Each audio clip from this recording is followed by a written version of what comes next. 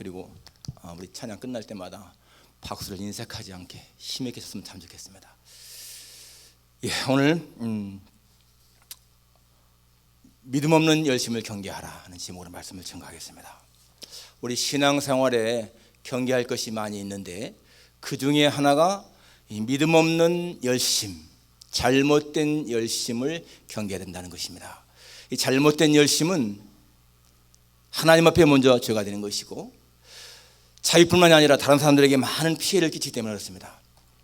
그런데 그 잘못된 열심은 하는 사람들이 잘 모릅니다. 자기는 잘하고 생각하는 거예요. 예수님은 요한복음 16장에서 이렇게 말씀하셨습니다. 저희들에게 사람들이 너희를 출교할 뿐 아니라 때가 이르면 너희를 죽이는 사람들이 생각하기를 이것이 하나님을 섬기는 일이라 하리라. 때가 이르면 너희를 죽이는 사람들이 생각하기를 바로 이것이 하나님을 섬기는 일이라 할 것이라. 저들이 이런 일을 할 것은 아버지 나라를 알지 못하기 때문이라 라고 했습니다. 그들은 하나님을 일한다고 하는데 사실은 예수 믿는 사람을 핍박한다는 거예요. 여러분, 예수님을 죽인 바리새인들 왜 예수님 죽였습니까?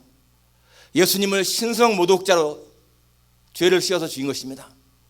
하나님의 아들로 오신 예수님을 신성 모독자, 하나님을 모독했다라고 하는 죄 때문에 죽였다는 겁니다. 그러면서 그들은 우리는 하나님을 위해서 이런 일을 한다라는 것입니다. 바울이 예수님 만나기 전에 어떻습니까? 사울일 때에 그 청년 사울은 예수 믿는 사람들을 아주 지독하게 박해한 사람입니다.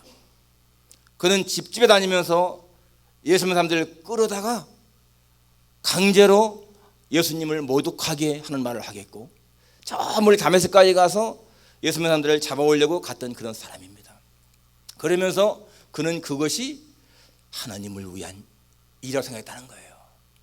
이게 얼마나 이게 잘못된 것입니까? 오늘날도 여러분 마찬가지입니다.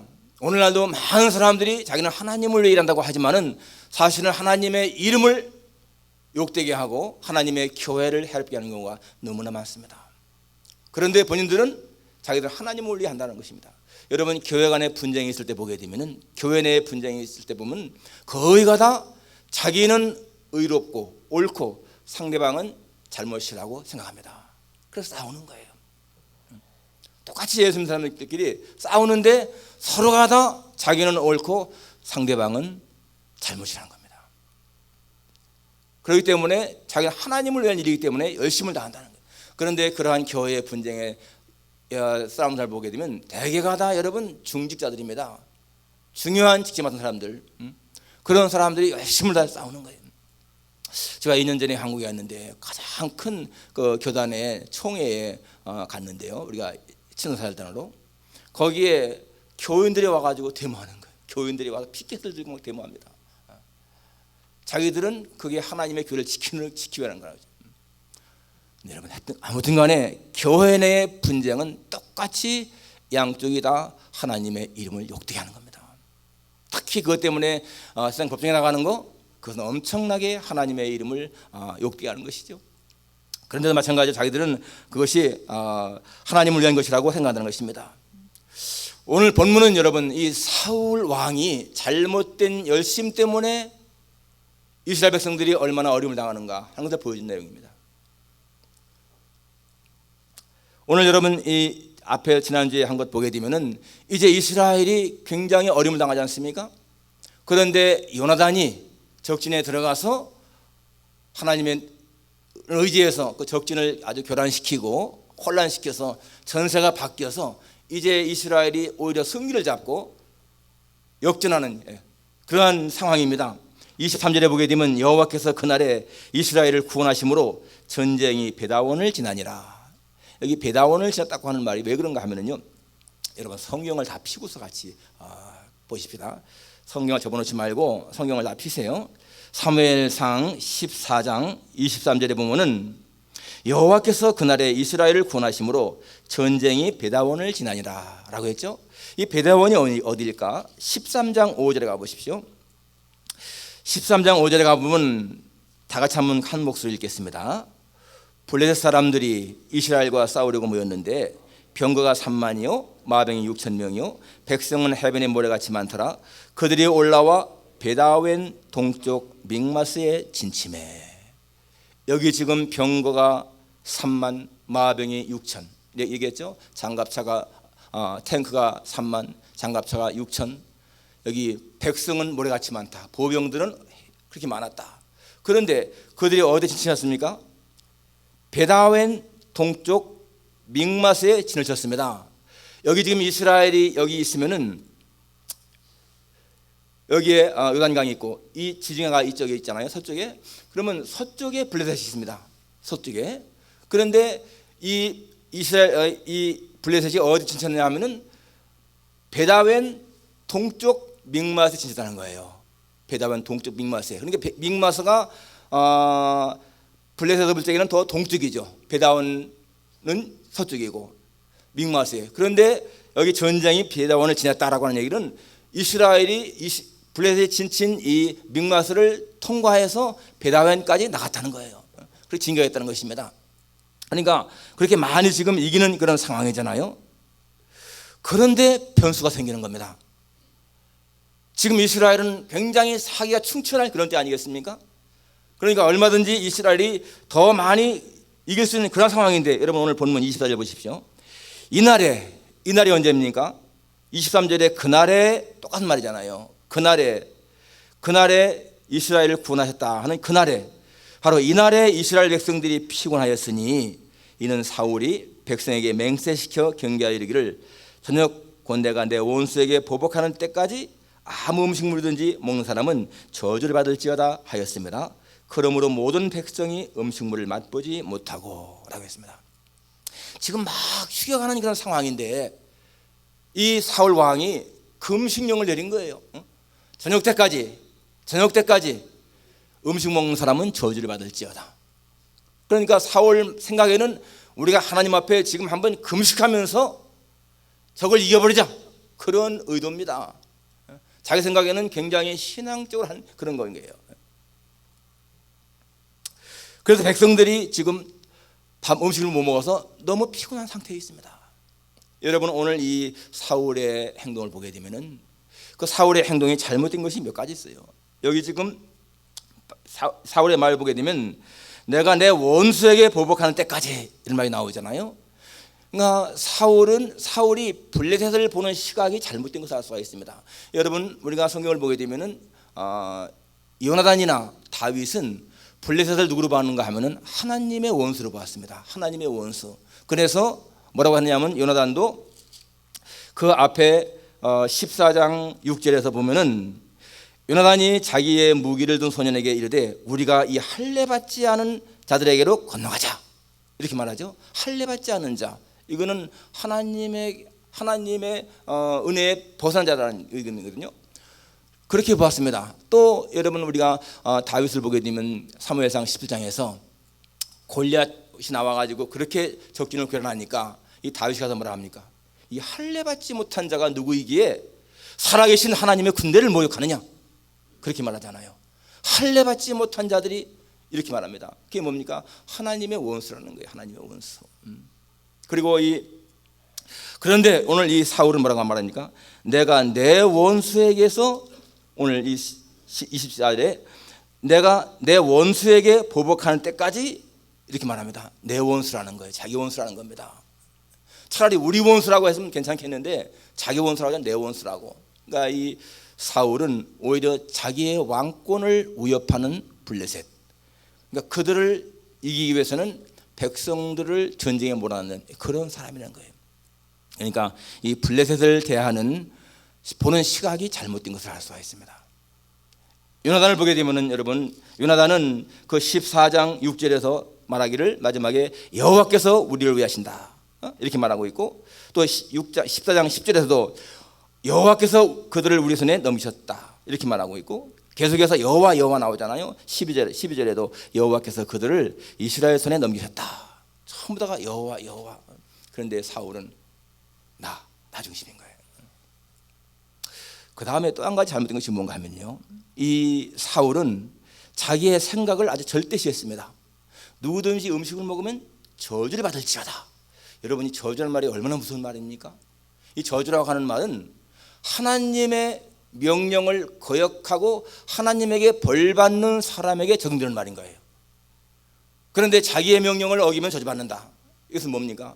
자기의 말을 마치 하나님의 말씀과 동등시하는 그러한 죄를 범하고 있죠. 그러니까 이 사울의 자세가 얼마나 힘든 것인가를 알 수가 있습니다. 또 한 가지, 여러분, 이 전쟁 중에 군사로 하여금 금식하게 한다. 이건 상식적으로 맞는 게 아니잖아요. 성경에 금식이라고 하는 것은 중요한 좋은 것입니다. 금식은 언제 합니까? 슬플 때, 마음이 괴로울 때, 죄를 회개할 때, 그럴 때 금식하는 것이지, 전쟁에 나가는데 금식한다? 그것은 말이 안 되는 것이거든요. 겉으로 볼 적에는 굉장히 자기의 신앙을 좋게 보이는 것이지만은 속은 자기의 공명심을 나타내는 것입니다. 사울이 자기의 공명심 때문에 지금 이런 거예요. 우리는 금식하면서 전쟁을 한다, 이런 거. 그러니까 여러분, 이 사울의 자세가 잘못된 것이죠. 금식한다, 맹세한다, 좋은 것이지만은 여러분, 금식이나 맹세 이런 것들은 함부로 하면 안 되잖아요. 정말 중요한 것이잖아요. 사사기에 보게 되면 입다라고 하는 사사가 암몬 쳐들어왔을 적에 전쟁에 나가면서 이렇게 말하잖아요. 하나님, 여호와여, 우리에게 승리를 주시면은 내가 전쟁에 돌아와서 내 집에서 제일 먼저 나와서 나를 맞는 사람을 번제드리겠습니다. 그게 무슨 소원이에요, 그래? 자기가 승리하고 들어왔으면 좋은 것이지, 자기 집에서 제일 먼저 나오는 사람을 번제드리겠다니요. 나중에 누가 나옵니까? 자기의 무남 동료, 외동딸이 나오잖아요. 자기가 승리하고 돌아오니까 무남 동료가 장구를 치면서 자기 아버지 승진하고 돌아오니까 축하한다면서 맞았습니다. 소원 때문에 정말 밭에 번제를 드리지 않습니까? 무서운 것이죠. 그러니까 예수님 뭐라고 말씀했습니까? 도무지 맹세하지 말라. 하늘로도 말라. 이는 하나님의 보좌이며, 땅으로도 말라. 이는 하나님의 발등상이며, 내 머리로도 말라. 이는 내가 한 트럭도 희고 함께 할 수 없습니다. 함부로 맹세하지 말라는 것입니다. 그런데 지금 이 사울이 이렇게 맹세함으로 말미암아서 아주 굉장히 어려운 처지에 빠지게 하지 않습니까? 잘못된 열심. 여러분, 믿음 없는 열심을 경계해야 됩니다. 우리가 하나님을 섬기면서 정말 믿음 있게 옳은 그런 열심을 품어야 되는 것이지, 이 사울처럼 그렇게 잘못된 열심 품으면 안 된다는 것이죠. 오늘 이 잘못된 열심 때문에 나타나는 이 결과가 무엇입니까? 첫째는 블레셋과의 전쟁에서 아주 선멸할 수 있는 기회를 줘버린 거예요. 정말 그들을 다 멸망시킬 수 있는 그러한 기회를 줘버렸습니다. 이 전쟁은 하나님 주신 것이고, 하나님이 지금 이 요나단을 통해서 이렇게 승리 잡게 했는데, 사실 여기에서 사울이 금식 명령만 안 내렸으면은 계속 죽여했을 겁니다. 계속. 근데 여러분, 오늘 31절 보십시오. 31절.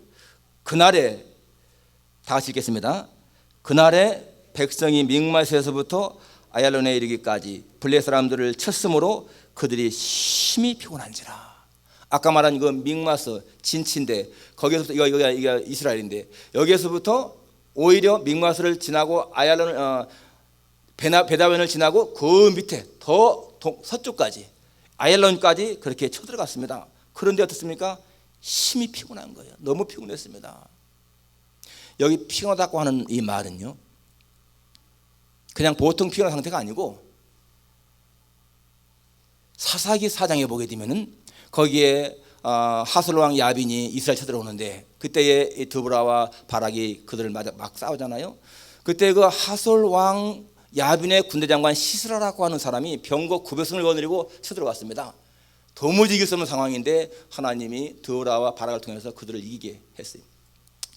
그 병거 900승이 다 전멸당하고 이 시스라가 맨발로 그냥 도망가잖아요. 도망가다가 겐사람 헤벨 안에 야엘의 장막에 이르는데, 거기서 이 야엘이 여자가 그를 맞이합니다.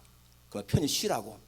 그리하고는 입을 덮어주고 잠든 사이에 말뚝과 방망이 가지고 와서 관자놀이를 찍어서 죽게 하죠. 그때에 성경에 보니까 시스라가 기절하여 죽으니라 라고 하는 그 기절하여 그 말인 거예요. 피곤하다. 영어로 말하면 exhaust. 아주 완전히 기진했다는 얘기입니다. 기진. 더 이상 움직일 수 없는 그런 상황입니다. 그렇게 됐다는 것입니다. 그래서 여러분 오늘 본문 14장 46절 보십시오. 46절 같이 읽겠습니다.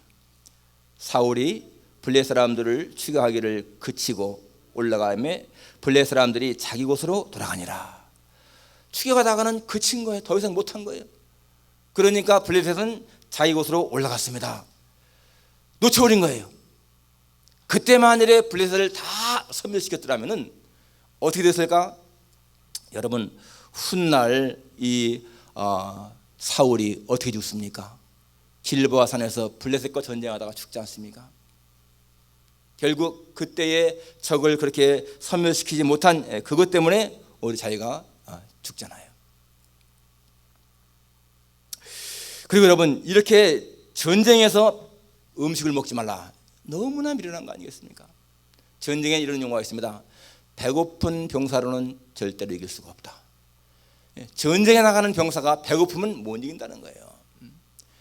여러분 1812년에 나폴레옹이 그 당시에 유럽을 다 점령했는데 이 나폴레옹의 마음이 욕심이 생겨가지고 저 러시아까지 원정 갑니다. 러시아까지. 그래서 1812년 6월 달에 출정을 해요. 그런데 그 6월 달에 굉장히 날이 더웠습니다. 더워가지고 전염병이 생겨서 군사들이 막 죽죠. 64만 명을 동원했습니다. 64만 명을 동원해서 러시아를 쳐들어가는데 러시아는 맞아 싸우다가는 후퇴하고 싸우다가는 후퇴합니다. 같이 싸우지 않는 거예요. 그런데 후퇴하면서 어떻게 하느냐면은 초토전법. 자기가 후퇴하면서 거기에는 모든 걸 다 불태웁니다. 그러니까 계속해서 프랑스군이 진격에 들어가는데 점령하면은 아무것도 없는 거예요. 다 불태워가지고. 점령하면 또 아무것도 없어요. 그래서 9월 달에 9월 14일 날 모스크바를 점령했습니다. 가보니까 잿더미인 거예요. 다 불태웠습니다. 그 먼 거리니까 보급품이 안 오잖아요. 잘 안 오잖아요. 배고프기 시작한 거예요. 원래 전쟁을 하게 되면 현지에서 조달을 해야 되는데 조달이 잘 안 됐습니다. 그래서 한 달 반 지난 10월 말에 이 나폴레옹이 철수를 결정하고 후퇴하기 시작하는 거예요. 근데 여러분 10월 말이면 어떻습니까? 10월 말이면 겨울 시작되잖아요. 그 추위, 배고픔, 거기다가 또 러시아가 다시 또 게릴라 전법으로 공격해오죠. 64만 명이 갔는데 2만 5천 명만 간신히 살아오고 여러분 61만 5천 명이 다 죽었습니다. 상상해 보십시오. 여러분 60만 명 넘는 사람이 그 시베리아의 눈벌에서 다 죽어버린 거예요. 추위에 얼어 죽고 배고파 죽고. 그것이 여러분 나폴레옹이 멸망하게 된 동기죠. 그 후에 2년 만에 그는 실권합니다. 전쟁하는 군사에게 배고픔? 말이 안 되는 거예요. 근데 오늘 이 사울이 그렇게 어리석은 결정을 했다는 것입니다. 여러분 이 사울은 하나님 주신 기회를 놓쳐버린 거예요. 하나님이 블레셋을 다 멸망시키라고 하는 그 기회를 놓쳐버렸습니다. 우리에게도 하나님은 살아가는 동안에 기회를 주십니다. 그 기회 믿음으로 봐야 돼요. 그러니까 여러분 우리는 통찰력이 있어야 되고요. 분별력이 있어야 돼. 하나님이 이러한 것을 통해서 뭘 주시는 것인가. 어떤 분이 그런 말 하더라고요. 우리가 어려움을 당할 때 하나님은 그 어려움을 통해서 우리에게 주시는 교훈이 있다. 그렇습니다. 언제든지 우리에게 일어나는 모든 사건들은 우리한테 무엇인가 하나님이 교훈을 주시는 거예요. 붙잡는 게 필요한 것이죠. 그리고 여러분 정말 우리가 하나님 앞에 어떠한 일을 할 적에도 항상 하나님의 뜻을 분별하는 지혜가 필요합니다. 하나님의 교회에서 예를 들어서 임직자로 이제 막 이렇게 투표할 적에도 안 돼도 그냥 감사하고요. 되면은 감사하고 그래야 돼. 어떤 사람은 안 되면은 화내고 돼도 거부하고 그런 사람이 있어요. 기회거든요. 기회. 하나님 주신 기회. 순수한 마음으로 받는 게 제일 중요한 거예요. 언제든지. 오늘 이 사울 하나님 주신 기회를 놓쳐버렸습니다. 두 번째로 결과가 무엇인가? 공동체의 엄청난 어려움에 빠뜨립니다. 이 공동체를. 오늘 여기 지금 31절에 우리가 아까 읽었는데요. 31절에 그렇게 피곤하다고 그랬죠. 자 32절 같이 읽겠습니다. 백성이 이에 탈취한 물건에 달려가서 양과 소와 송아지를 끌어다가 그것을 땅에서 잡아 피채 먹었더니 이제 저녁이 되니까 그 금식하는 시간이 끝나버린 거예요. 그러니까 이 백성들이 너무나 배고프니까 달려가서 이 소, 송아지 또 이 양 끌어다가 땅에서 잡았다 그죠? 피채 먹었다. 여러분 이스라엘 사람들은요 웬만하면은 율법을 지키기 위해서는 정말 굶을 쓰는 사람들입니다. 그러니까 근데 너무 기진하니까 이 사람들이 율법에 피채 먹으면 안 되는 거 모를 리가 없잖아요. 다 알지 않습니까? 그런데도 피채 잡아 먹으려 너무 배고프니까. 그거에 대해서 이제 백성이 30절에 무리가 사울에게 전하여 이르되 보소서 백성이 고기를 피채 먹어 여호와께 범죄하나이다. 사울이 이르되 너희가 믿음 없이 행하였도다. 이제 큰 돌을 내게로 굴려오라. 지금 이러한 보고받은 이 사울이 백성들이 믿음 없다고 책망합니다. 그런데 여러분 사실 이게 누구 책임인가요? 사울 책임이죠. 사울이 백성들로 하여금 율법을 지키게 해야 할 책임 있는 사람인데 자기의 잘못 때문에 백성들로 하여금 율법을 어기고 피채 먹게 했으면 사실 여기에서 사울이 자신의 죄를 하나님 앞에 회개해야 되는데 오히려 백성들을 책망을 하고 너희들이 죄를 범했다고 말하고 그렇게 말합니다.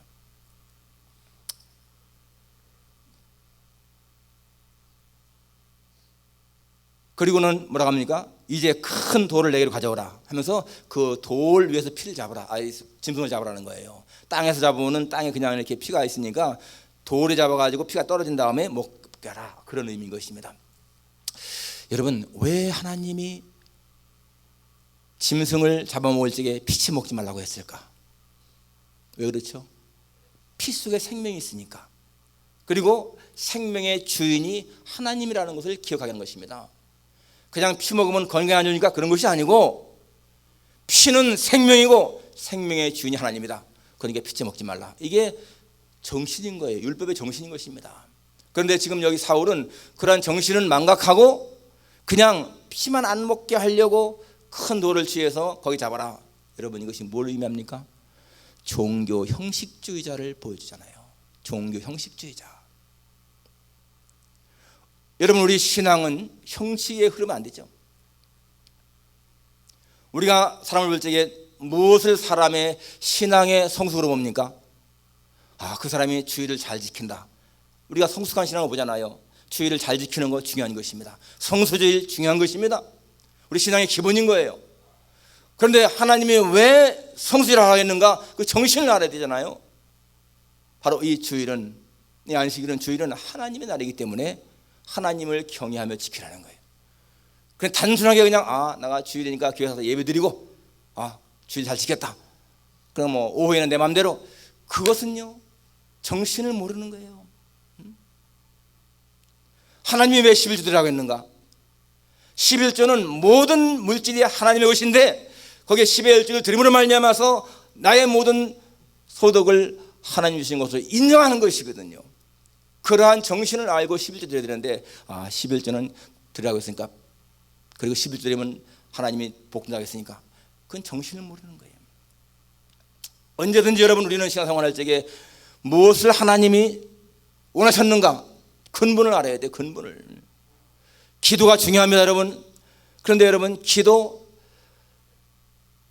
하면서 그냥 시간만 때운다 의미가 없는 거죠. 하나님과의 진정한 교제를 이루는 기도가 되는 것이고 마찬가지로 뭡니까? 성경 말씀 많이 하는 거 중요한 것이지만은 그 성경 말씀이 머리로만 채워진다면 의미가 없습니다. 그 말씀이 가슴에 흘러나오고 그것이요 손발을 통해서 흘러가야 되죠.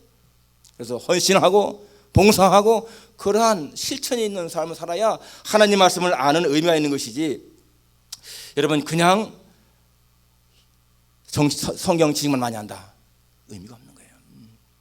그런데 오늘 이 사울의 모습 보게 되면 바로 그렇습니다. 사울은 하나님의 진정한 뜻을 알지 못하고 형식적인 율법만 지키려고 했다. 여러분 성경에는 우리에게 반전 교사가 있고 그 다음에 아주 옳은 그런 교사가 있어요. 반전 교사는 뭔가 하면 저 사람을 보면 안 되겠다 그런 게 반전 교사잖아요. 사울이라든지 엘리라든지 가룟유다라든지 그런 사람들은 그 사람들을 보면서 우리가 이 사람들처럼 하면 안 되겠다 그렇게 배워야 되는 것이고요. 우리가 다윗이라든지 사무엘, 아브라함, 모세 이런 사람들 보면은 저 사람을 닮아가야 되겠다 그런 교사인데 오늘 사울은 우리에게 이 잘못된 것을 보여주는 그런 사람인 것을 알 수가 있습니다. 특히 사무엘상을 통해서 제가 강조하는 것이 있잖아요. 사무엘상에 보게 되면 네 사람이 딱 나타나는데 이 네 명, 엘리, 사무엘, 사울, 다윗, 이 네 사람 가운데서 두 사람은 하나님 앞에 실패자고 두 사람은 하나님 앞에 인정받는 자입니다. 엘리, 사울 실패자, 사무엘, 다윗 하나님께 인정받는 사람 아니에요? 예, 오늘 이 사울의 바로 그러한 잘못된 열심이 공동체를 어림에 빠뜨립니다. 다 피치 먹기 위해서 율법을 범하는 그러한 죄에 빠지게 했습니다. 마지막 세 번째로 이 사울의 그러한 행동이 의로운 자 요나단, 하나님과 동역한 요나단까지 죽이려고 했어요. 자, 요나단은 자기 아버지가 그런 명령 내릴 적에 알지 못했습니다. 그래서 자 보십시오. 오늘 27절 같이 읽겠습니다. 27절. 요나단은 그의 아버지가 백성에게 맹세하여 명령할 때에 듣지 못하였으므로 손에 가진 지팡이 끝을 내밀어 벌집에 꿀을 찢고 그의 손을 돌려 입에 대매 눈이 밝아졌더라. 못 들었으니까, 맹세 못 들었으니까 너무 배고프니까 지팡이 끝을 찍어서 그 벌집에 꿀을 먹었다는 겁니다. 그런데 눈이 밝아졌다. 기운을 차린 거예요. 꿀 조금 먹었는데도 그만큼 기운을 차렸습니다. 그런데 그걸 본 한 사람이 이렇게 말하죠. 28절에 그때 백성 중 한 사람이 말하여 이르되 당신의 부친이 백성에게 맹세하여 엄히 말씀하기를 오늘 음식물을 먹는 사람은 저주를 받을지어다 하셨나이다. 그러므로 백성이 피곤하였나이다 하니 요나단이 이르되 내 아버지께서 이 땅을 곤란하게 하셨도다. 보라 내가 이 꿀 조금을 맛보고도 내 눈이 이렇게 밝아졌거든. 하물며 백성이 오늘 그 대적에게서 탈취하여 얻은 것을 임으로 먹었더라면 블레셋 사람을 살육함이 더욱 많지 않았겠느냐. 지금 탈취한 것이 많이 있는데 그거를 다 임의로 마음대로 먹었으면 얼마나 더 전쟁에 승리했겠느냐 하는 것입니다. 요나단이 볼 적에도 자기 아버지의 행동이 잘못된 거라는 거예요. 내 백성으로 곤란하게 했다 그렇게 말합니다. 그런데 여러분 이게 하나님 앞에 한 맹세이기 때문에 그걸 어기면 벌 받습니다.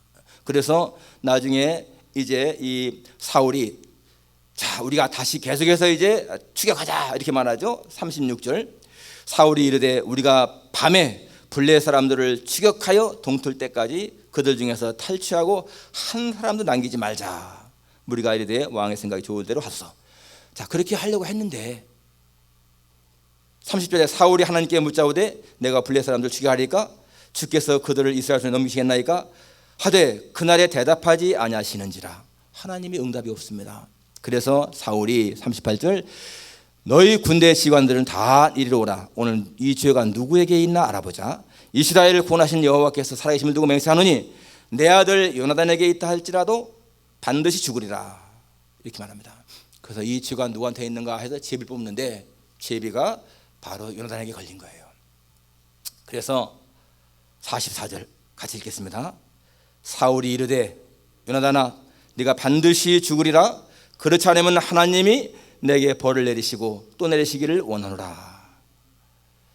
예, 지금 이 사울이 자기의 아들 요나단을 죽인다는 거예요. 네가 반드시 죽는다. 그렇지 않으면 하나님이 내게 벌 내시기 원한다.